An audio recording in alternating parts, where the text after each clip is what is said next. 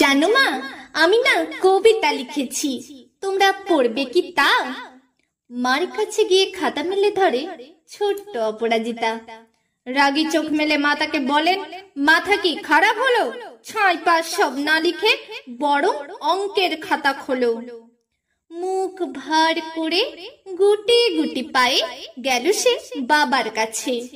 কবিতা লিখেছি ও বাবা, তোমার দেখার সময় আছে? মুখটি না তুলে বললেন বাবা। কবিতা লিখেছো? বেশ, পড়বো তো বটেই, আগে খবরের কাগজটা করি শেষ।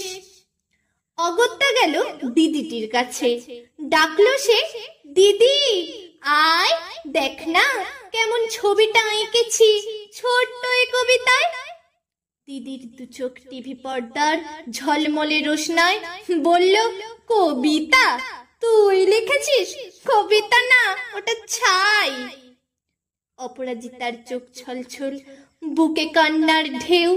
তার লেখা এই প্রথম কবিতা দেখলো না পড়ে কেউ।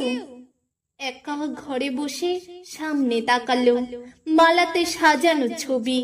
স্নিগ্ধ দু চোখে রয়েছেন চেয়ে সহজ পাঠের কবি।